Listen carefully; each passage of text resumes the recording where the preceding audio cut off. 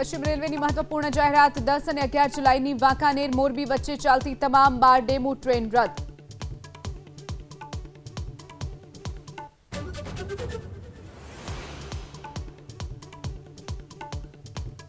અમદાવાદમાં બીઆરટીએસના free pass મેળવવામાં 65 વર્ષથી ઉપરના સિનિયર સિટીઝન્સને હાલાકી। સવારે 6 વાગ્યાથી લાઇનમાં ઊભા રહેવા મજબૂર। માત્ર 2 જ જગ્યાઓ પર નીકળી શકે છે પાસ। તહેવારો પહેલા જનતાને મોંઘવારીનો વધુ એક માર। સિંગ તેલ અને કપાસિયા તેલના ભાવમાં 50 થી 80 રૂપિયાનો વધારો। સિંગ તેલનો ભાવ 2450 તો કપાસિયા તેલનો ભાવ 2300 પહોંચ્યો।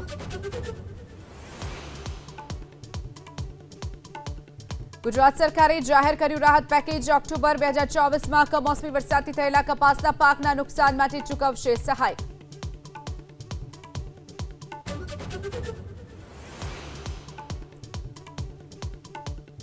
સુરત ગ્રામ્યના મહિલા તલાટી લાંચ લેતા ઝડપાયા। ખેડૂતની જમીનમાં પાણી વેરો ઘટાડવા માંગી હતી 20,000 રૂપિયાની લાંચ।